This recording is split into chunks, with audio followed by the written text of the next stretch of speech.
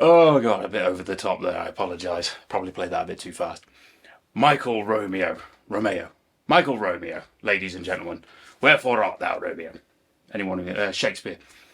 Anyway, I need to talk briefly about the absolute monster, wizard master, that is Michael Romeo, and the band Symphony X. Okay, again, had a drastic effect on me back in the day. So I would have been probably 19, 20, and I was teaching full time. Would you believe? I'd be playing in gigs at different culture back then.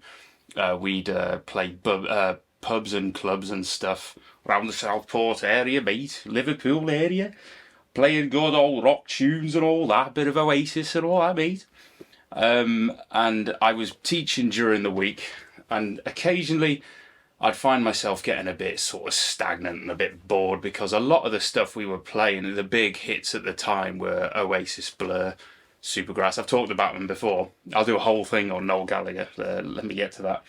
But it was very much just sort of Britpop era, and obviously I was the hugest fan of all the guitar, modern day wizards, but they weren't mainstream. So obviously I was into Steve Vai, Joe Satriani, John Petrucci, Dream Theater, very underground back then, you know. Pete Lesperance, Harem Scarum, very underground stuff. But and Andy Timmons, obviously. But I thought at the time, I am totally aware of all the main players, all the like main geezers at the time, and then I remember a student, I'm sure it was Jamie Roxburgh. Hello, man. I'm sure it was you who brought me the Symphony X album, Odyssey, I want to say. And I'd never heard, I had no idea. So I just remember a bit seedy, and he was like, have you heard this? I love this.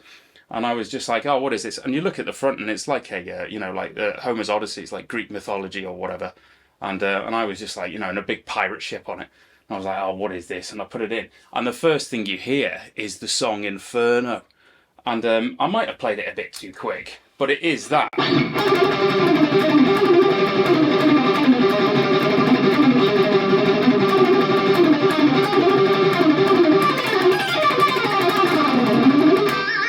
Whoa.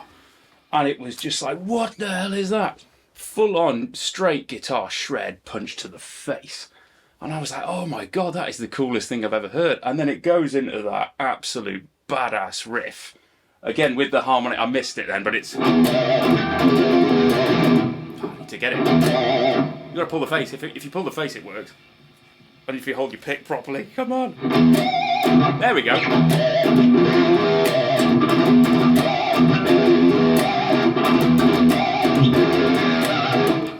Absolute epic. And again, throughout the rest of the album, the guitar playing is just unreal. It's like, that you got that neoclassical edge, so I think a lot of people would have sort of judged him and written him as the whole, because of the Yngwie thing, it'd be like, Yngwie. But I promise you, he's so much more than that. And Symphony X as a band is so much more. When you look into it, you can see that, because Michael is responsible for the majority of the, he does a lot of the orchestration and the writing.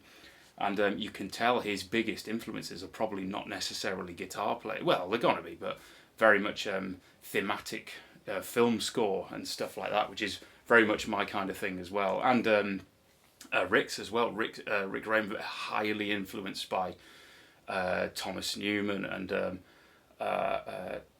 Thomas Newman, yeah, and I can't believe I've forgotten his name. The guy who does Aliens, Randy Newman's cousin, Thomas Newman, who did like Shawshank Redemption and all that. And then, my God, the absolute legend that I've forgotten the name of because I'm under pressure and I'm on camera is James Horner. Oh God, oh, I apologise. I knew James Horner. My God, what am I doing? It's the pressure of you lot putting me under here.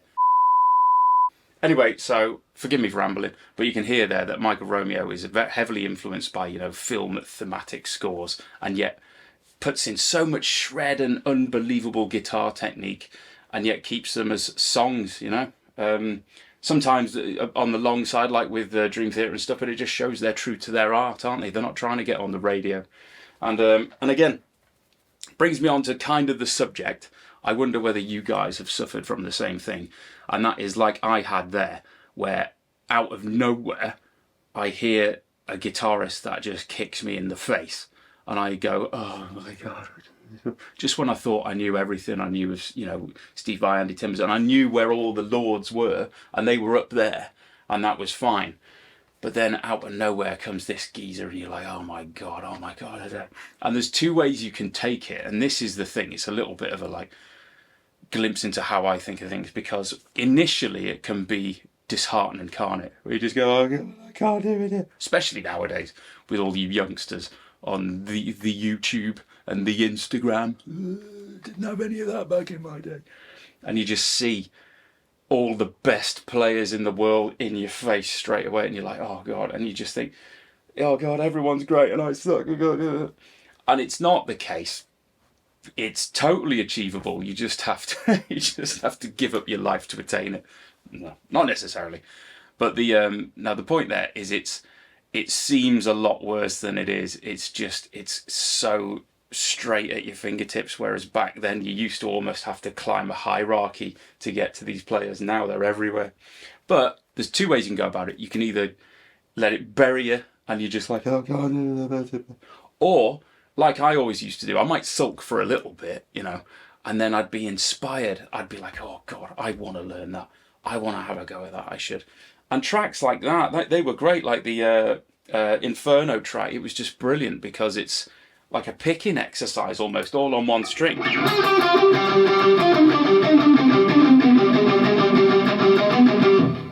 And I remember I used to just sit and practice that whole thing. It was great. It's a bit like the where it's on one string. It's something that you can kind of bite at and not necessarily try and take on the whole song. Just do one little bit and just achieve that 1% a day. That's all. That's how I've lived my whole guitar playing life, really, is try not to take everything on. You just focus on one thing and get something from it. Just take that one little step forward and then get something else, and take one step forward, and then you can swap between and just try and use it as a fuel to inspire yourself with, really, and not get totally disheartened. But yeah, in the comments, innit, tell me who the guitar. I might be missing some, but I'm sure you've all had that moment where you're just like, oh God, this is all I got in it. But it's not the case. Use it and push yourself forward. Just remember that 1% a day. Rick and I talk about it all the time. Just 1% a day, man. That's all we need. Just that one little bit. Anyway, I don't half ramble, don't I? But we're coming into the end of my kind of heroes list here.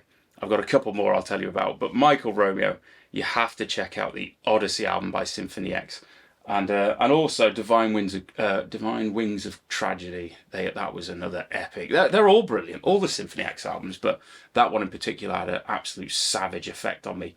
Just the fact that the guy's got all the technique in the world and yet can write the songs and does all the orchestration as well. So we all need to go and follow Michael Romeo and give him the accolades he deserves. Anyway, right. Couple more heroes to go and then we'll start getting into all the original stuff. thank you very much for watching, and stay tuned for the biggest of them all coming up soon. Right, see you next week.